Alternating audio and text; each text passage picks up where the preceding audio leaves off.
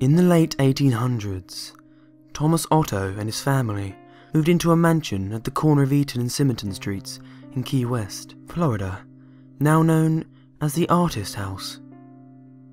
The Ottos were known to be stern with their servants, sometimes even mistreating them. It was the treatment of one such Haitian servant that provides a twist in this story. This woman was hired to take care of their son, Robert. One day, Mrs. Otto supposedly witnessed her practicing black magic in their backyard and fired her. Before she left, the woman gave Robert a lifelike doll which stood 3 feet tall, had buttons for eyes, human hair, believed to be Robert's, and was filled with straw. Now, dolls that resembled children were not unheard of during this time, but this one proved to be special. Robert named the doll after himself and often dressed it in his clothes.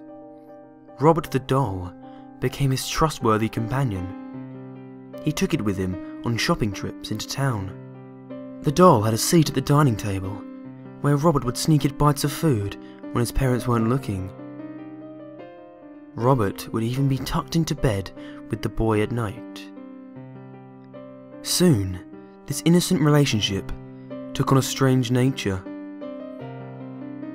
Soon after, Robert chose to be referred to by his middle name, Jean, after being scolded by his mother. He told her that Robert was the doll's name, not his. Jean was often heard in his toy room having conversations with Robert. Jean would say something in his childish manner, and responses would be heard in a much lower voice. Sometimes, Jean would become very agitated, worrying the servants and his mother. She would, on occasion, burst in to find her son cowering in the corner, while Robert sat perched in a chair or on his bed, glaring at him. And this was only the beginning. Household objects would be thrown across the room, Jean's toys turned up mutilated, and giggling could be heard. Whenever these unusual acts took place, Jean always said, "Robert did it." The boy took the punishment, but always insisted that the blame was Robert's. As the mischief grew, more and more servants took their leave, as new ones were hired. The Otto's relatives felt like it was time to do something. With the recommendation of a great aunt, Jean's parents removed Robert from his care and placed him in a box in the attic. This is where he resided for many years. After the death of his father, Jean was willed his boyhood home.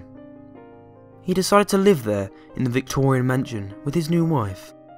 Jean had become an artist and felt the house was spacious and would provide a place for him to paint. He went to the attic and dusted off his childhood toy. He became attached to the doll despite his wife's displeasure. Jean would take the doll along with him everywhere they went. He even sat in his favourite little chair while Jean and his wife slept nearby.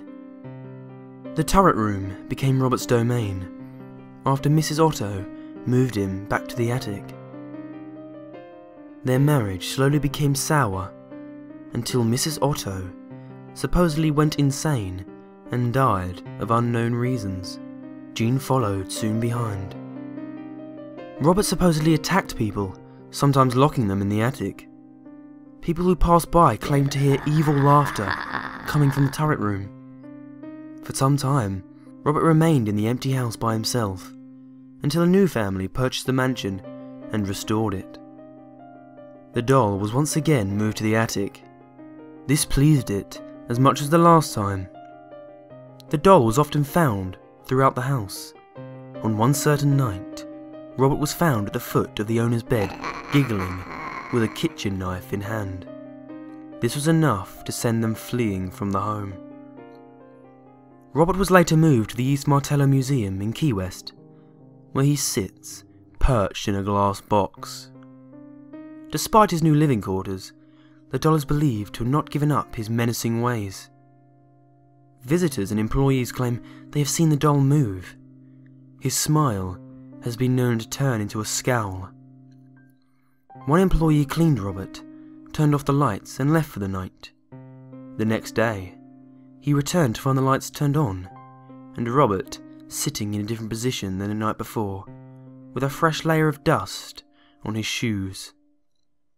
Some say he'll even curse you. If you want to take a picture of him, you must ask politely. He'll tilt his head in permission. However, if he doesn't, and you take the picture anyway, a curse will befall upon you and anyone who accompanied you to the museum.